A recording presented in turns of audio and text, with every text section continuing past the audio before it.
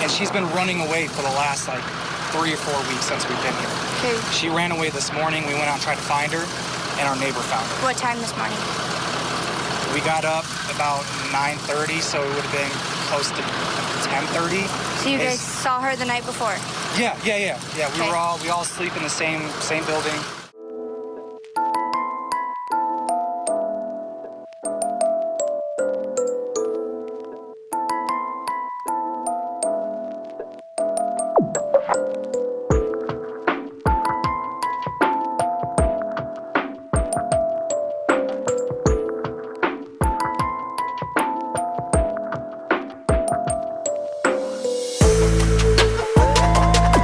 Welcome or welcome back, and thanks for being here. I'm Cassie, and this is A Wicked World. Before we get into the video, I briefly wanted to tell you about today's sponsor, Ana Luisa. Once again, Ana Luisa has impressed me with their beautiful jewelry. They always offer the best quality for the price. All the pieces that I have still look brand new after months and months of wear. Ana Luisa's earrings, necklaces, bracelets, and rings are not going to dull or tarnish after only a few weeks. Like a piece of jewelry that you would buy online elsewhere for the same price or more. Because these beautiful pieces start at only $39. And I can't forget to mention that Ana Luisa also offers free and fast shipping. I got my jewelry within less than a week of placing my order. Here are some of my latest pieces from Ana Luisa. This cute bracelet that can be worn with both silver and gold jewelry, and this dainty and beautiful chain link necklace. So head on over to analuisa.com to grab some great jewelry at great prices by clicking on my personal link in the description box below. Now the story I have for you today is one that many of you have requested, about a little girl who died just a few months ago in Arizona. And come to find out, Child Services had been called numerous times prior to this in regards to her and her siblings. This is the story of Rebekah Baptiste.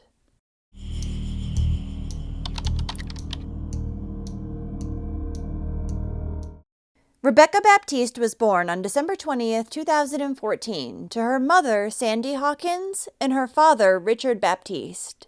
She was said to be kind, smart, and always had a positive attitude. She loved balloons and the color pink. Rebekah also loved her family and her 2 younger brothers very much. Now, concerns about Rebekah and her brother's well-being had been raised from very early on, starting when Rebekah was only 6 months old. Back in August of 2015, the department received a phone call stating that her biological mother and father were possibly using drugs around the infant.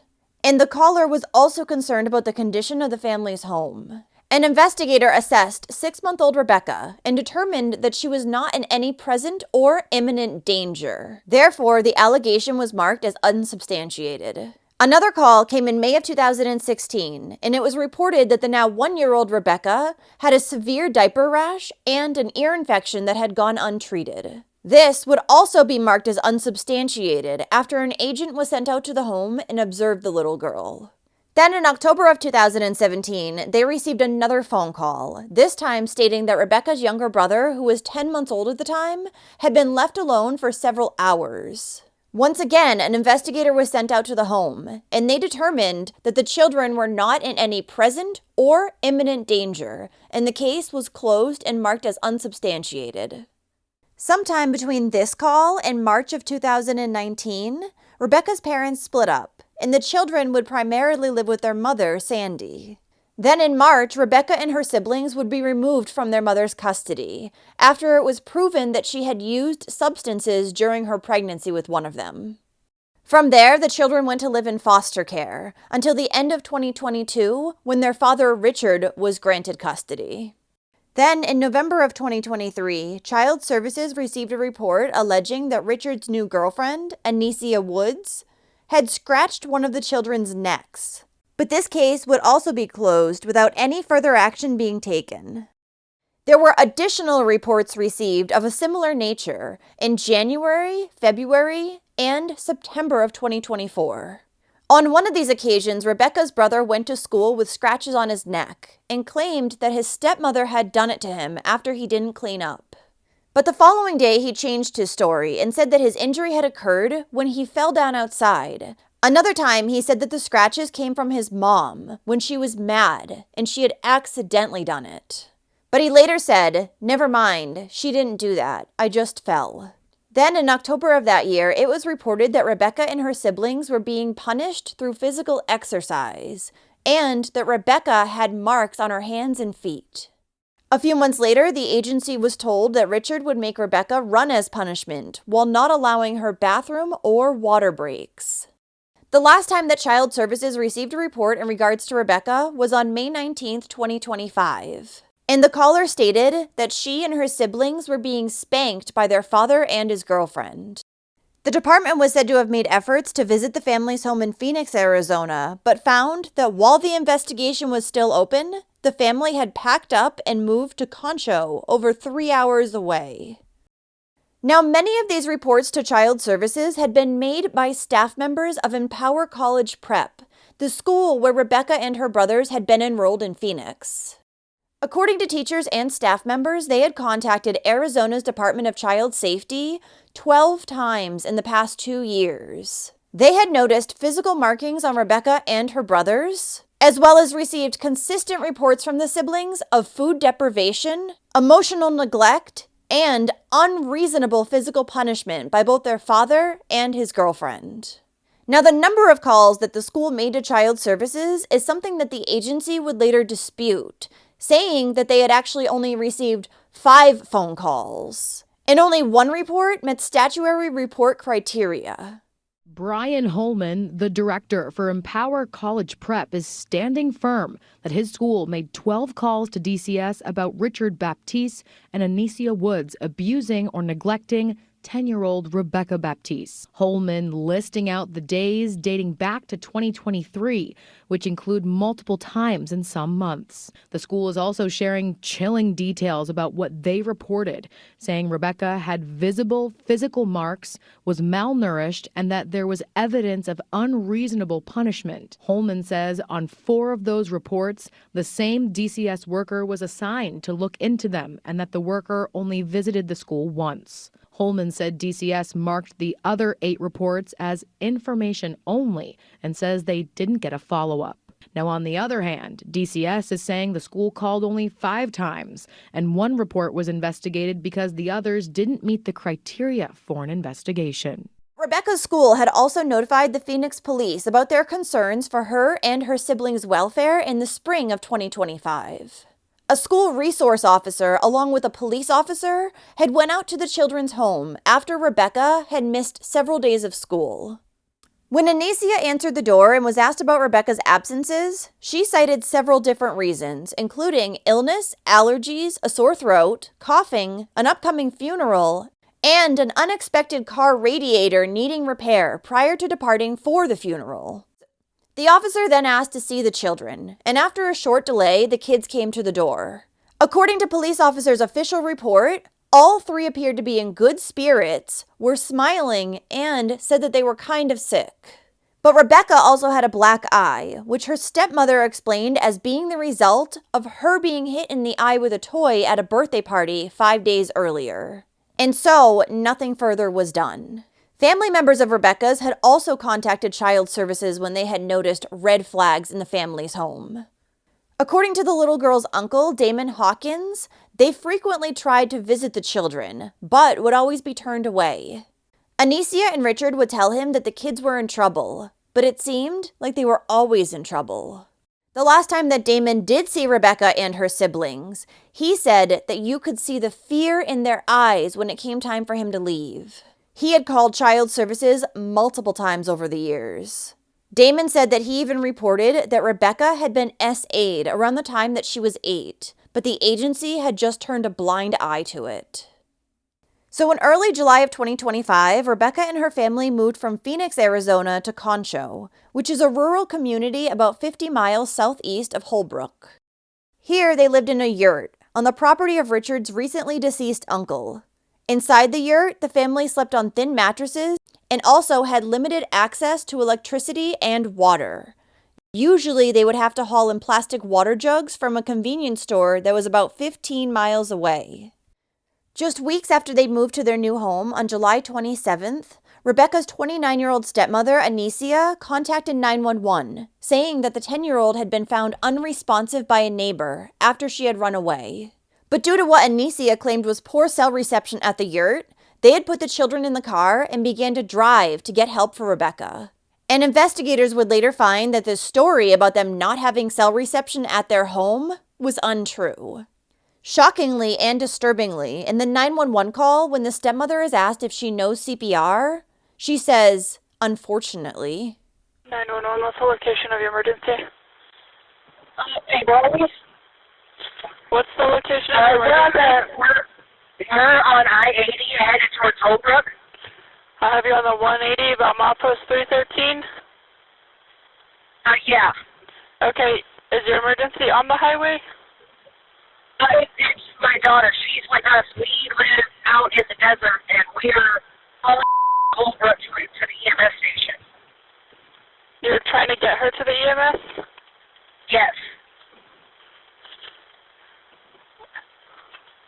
Okay, how old is your daughter? 10.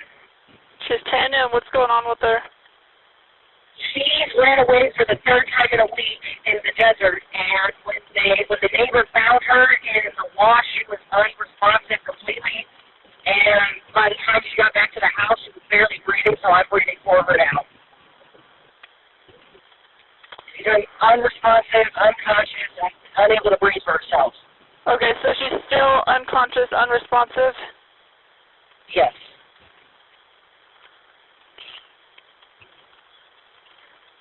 Is she breathing? I'm waiting for her. What do you mean? I am putting my mouth around hers and breathing in her lungs because she's vocal. Yes. What kind of vehicle are you driving, ma'am? This is a Ford Focus. Spray. 2-door. Okay, have you administered any CPR or just the rescue breaths? Just rescue breath. Okay, 1 second for me while I get EMS paged out to you. I need you to pull over so that I can page them out to you and we can start CPR. Would it be easier if is it going to be faster if we just keep going? Because we're almost to Holbrook. I understand that. I need you to pull over so I can have EMS meet you. Okay, well, we're here. We're pulling up to the junction. She's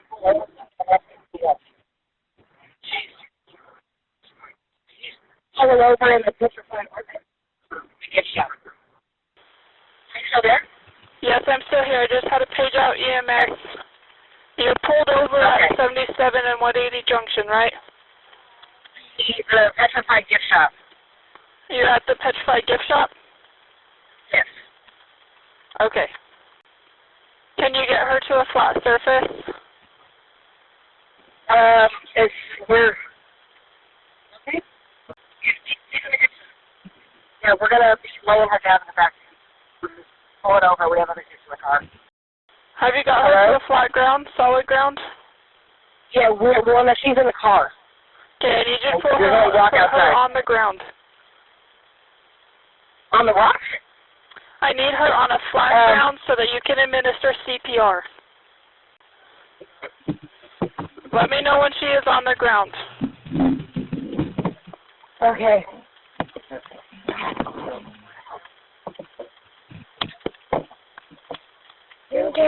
No, you say. Do you know how to administer CPR? Yes, I do. Unfortunately, I hear the EMS coming. Okay. Get her out of the ground. Is she on the ground? Right there. Yeah. Do you have an AED available? I have nothing. Okay.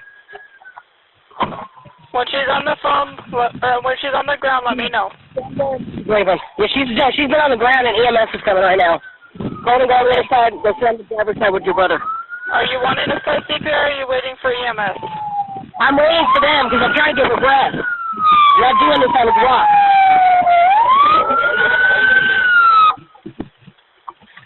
Okay, I'm going to let you go since they're there. What? She ran away, and they found her in the wash, and she's been unresponsive. When first responders arrived on the scene, Rebekah was rushed to the Little Colorado Medical Center in Winslow. Her condition was so severe, however, that she was later flown to Phoenix Children's Hospital, where she was declared brain dead due to bleeding and swelling, and she was placed on life support. 10-year-old Rebekah Baptiste would pass away 3 days later on July 30th, 2025.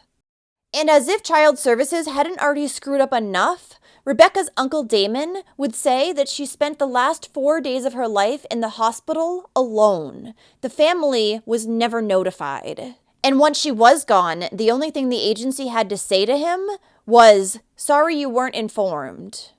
Now, at the time of her death, the 10-year-old was both malnourished and dehydrated. She also had burn marks, a brain hemorrhage, missing hair, and a toenail. She had 2 black eyes and was covered head to toe in bruises. Not only did it look like the little girl had been severely physically mistreated, but doctors also discovered that she had been SA'd. Now, even though Rebekah's stepmother said that she had run away, medical staff said that that looked like it was physically impossible.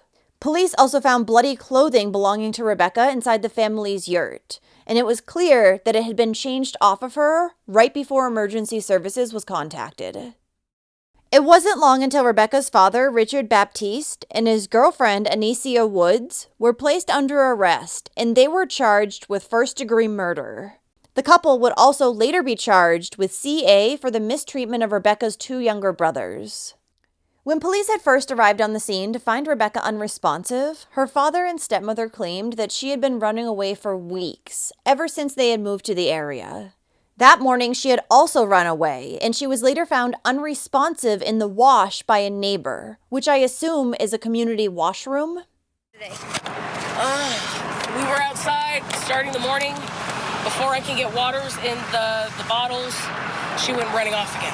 Okay, you saw her run off? No, she disappears. We have them play in the yard, and she was supposed to go stand in the shade and go wait for me, because that's where we've been keeping her, to be outside, because she can't be trusted in the building, because she gets there. There's knives, there's weapons, there's everything. Okay. So I had her standing outside. I turned around to go grab waters for bottles, and she was gone.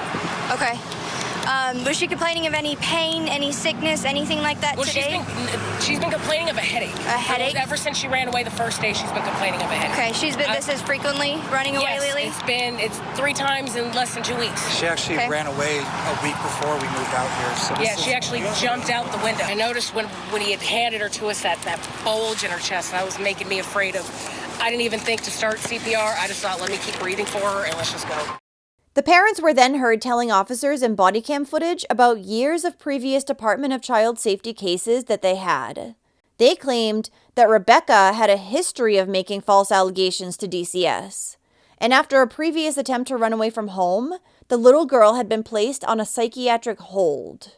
They were trying to put the blame on Rebekah while she was still fighting for her life. I told him the first time that she ran away, she was taken over to Phoenix Children's Hospital and she ended up on a 7-day hold, a psychiatric hold. She has a long history with running to DCS and making up stories of her brothers. So there has been DCS cases before? Yeah, I just got them back from the state. Okay, who is your caseworker? No, there is none now. Who was?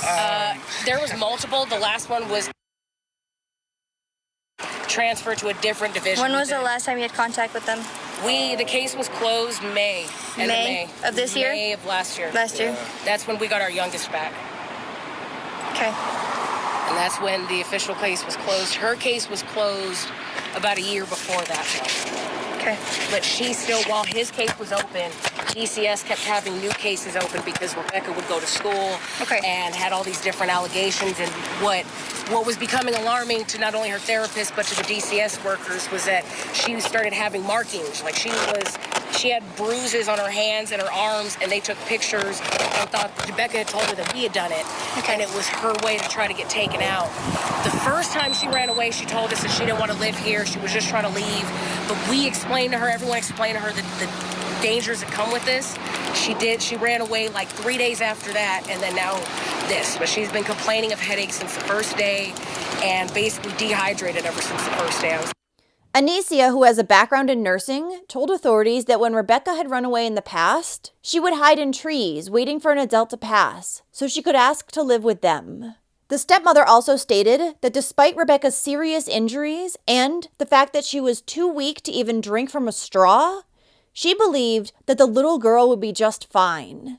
During Richard's interrogation, detectives would show him photos of his daughter's injuries, trying to get him to talk about what had happened, but the father expressed a clear lack of emotion. He also denied all the allegations of mistreatment and neglect, saying that his kids were in therapy, and that Rebekah had tried to run away multiple times in the past, even when they lived in Phoenix. However, the father would eventually confess to striking Rebekah with a belt. He said this was as punishment for her running away, but also stated that while it was a common discipline method in their house, it was usually a last resort. At the same time, Richard tried to tell investigators that he wasn't home all that often, and that his girlfriend was the children's primary caregiver. He then denied causing any of his daughter's injuries, and instead tried to blame them on things such as falling down, crawling through barbed wire, and her own behavioral issues. When Richard was confronted about previous allegations of SA, he said that they had come from an unsubstantiated claim during Rebekah's time in foster care. As the interrogation went on, he would eventually express a minimal amount of remorse and say that he didn't deserve to be a father. But it still remained clear that he was anything but concerned. When Richard was asked why his daughter would have wanted to run away in the first place, he said that it was likely due to her wanting to find a neighbor or a community well for water or help. When investigators spoke with Rebekah's younger brothers, one of them would say that their mom hit them as punishment with a belt. But when the boy was asked for more details, he said, "I don't know if I'm allowed to talk about that, because my mom said I'm not allowed to talk about that with you." Then, when asked what happened to Rebekah, the sibling said the last time he'd seen her, she was still in timeout. He stated that she had her face up against the wall, and she was to remain there until bedtime. Her other brother claimed that the last time he'd seen Rebekah, she'd been running laps. And when he was asked if his sister got hit, he said yes, a lot, by their stepmother. Since Rebekah's death, her school has announced that they are going to be changing the way that they report CA. The school's executive director, Brian Holman, said, "We intend to call DCS and the police department every time. We intend to take photographs of the injury so that if they don't go until it looks like a month after the report and say, 'There's no mark here, case closed,' we can say, 'Here's the picture of the mark.'" Brian hopes that changes like this will keep children safe, and he said, "We want her life to be honored. She was going to make a tremendous impact on people's lives. We don't want the fact that she is dead to prevent that impact she was going to have from being made. We want many kids' lives to be saved amidst her death." A celebration of life was held for Rebekah on August 15th at her former school, Empower College Prep, and her family, friends, and teachers paid tribute to her while dressed in her favorite color, pink. "You are deeply loved, profoundly missed, and forever in our hearts." A sea of magenta inside Empower College Prep's gym. She would have loved this so much. It's all for Rebekah Baptiste, a 10-year-old shining star on this campus, who, despite the abuse officials say she was facing at home, walked into every room with a smile. She was able to be who she was despite what she was facing. And some on campus described her as a literal angel. Rebekah's third-grade teacher reading a poem Rebekah wrote about her favorite color. If you want to find magenta. And one she wrote Rebekah in return. If you want to find Rebekah, just look up at the sun's light, shining so brightly, so boldly, and so beautifully, just like the light in Rebekah. And Rebekah's fourth-grade teacher, recalling how the 10-year-old girl had dreams of becoming a teacher herself. "I was lucky because I got to show you love when the people you wanted to most refused. I loved you so much." This should never have happened. Never. And because of her, there's going to be a lot of changes coming. As this school community comes together for the girl they tried so hard to save, they're now committed to keeping Rebekah's memory alive. There are more Rebekahs, unfortunately, out there, and we want to just constantly honor her memory and push that she was loved. Following this ceremony, a funeral was held for Rebekah Baptiste, and she was then laid to rest at the Holy Cross Catholic Cemetery in Avondale.